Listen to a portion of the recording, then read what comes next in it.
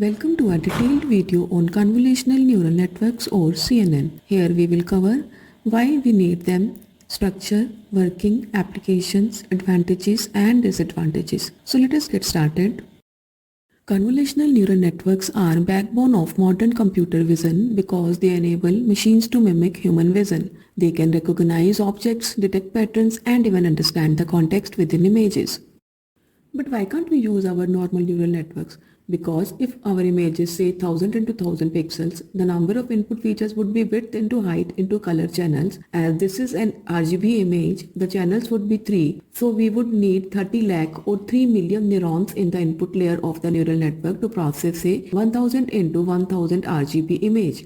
This is a huge number and would be computationally expensive for the neural network. CNNs on the other hand use convolutional layers to automatically learn hierarchical features from the image, reducing the number of parameters and enabling the network to work effectively. I hope now you understand the need for CNNs. Now let us learn the components of CNN and their working. Before entering the convolutional layers of a convolutional neural network, an image is processed to form a multidimensional matrix, often represented as a stack of RGB matrices in the case of color images. In the case of grayscale images, the image is represented as a single 2D matrix as there is only one channel in the input matrix. CNNs are composed of three fundamental types of layers: convolutional layers, pooling layers, and fully connected layers.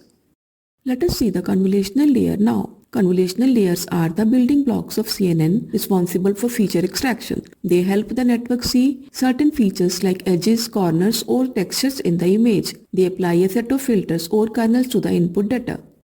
For simplicity, consider this pixel matrix on which we will apply our operations. Now filters are like tiny magnifying glasses that scan small parts of an image at a time. These filters are small grids made up of numbers. Let us see how a filter works. Imagine you place the filter at the top left corner of your image. Now you look through this filter at the tiny piece of the image that is right underneath it. You multiply the numbers in the filter with the corresponding pixel values in the image. After multiplying, you add up all these results. This gives you one number which represents what the filter sees in that part of the image. The multiplication and summation is known as convolutional operation. Next, we move the filter a bit to the right or down depending upon the stride. The stride defines how much the filter moves after each convolution operation. Let us say our stride is 1, which means we will shift one column to the right until we reach the end. And then we will move one row down and do the same multiplication and addition again. We keep sliding the filter until we have covered the entire image. After moving the filter and performing the convolution operation, the resulting matrix would look like this. After convolution, an activation function is applied to introduce nonlinearity into the network. The most commonly used activation function in CNN is rectified linear unit or ReLU. In ReLU, all negative values in the convolution matrix are set to 0. This simple nonlinearity using activation functions enables the CNN to learn complex representations. Convolution layers are then followed by pooling layers. Pooling layers reduce the spatial dimensions of the feature maps. The pooling makes the data more manageable and speeds up the computations. Pooling retains the most important information from the feature maps, helping the network focus on the most relevant features. Some popular types of poolings are max pooling, average pooling, and min pooling. Let us see the working of max pooling. In max pooling, a small window slides over the feature map. Let us say we have a 2x2 window. At each position, it selects the maximum value within the window. Here for this window, the maximum value is 8. And the process goes on. The max pooling effectively reduces the spatial dimensions of the feature map while preserving the most critical features. Average pooling is similar to max pooling, but instead of selecting the maximum value, it computes the average of the values within the window. This can help reduce the risk of results being affected too much by odd or unusual values. Average pooling is sometimes preferred in situations where we want to reduce sensitivity to small variations in the input. With our understanding of convolution and pooling layers, let us move on to the final piece, fully connected layers. Fully connected layers, also known as dense layers, come at the end of the CNN architecture. They serve as the decision-making part of the network and are responsible for producing the final output.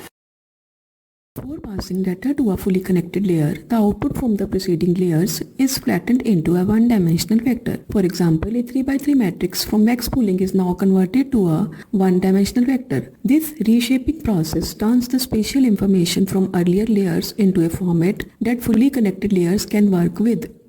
After flattening, the data is passed through one or more hidden fully connected layers. Each layer consists of neurons connected to every neuron in the previous layer. The hidden layers allow the network to learn increasingly abstract and high-level features as you move deeper into the network. The last fully connected layer is referred to as the output layer. Its size depends upon the task. For example, classification tasks generally have a neuron for each class.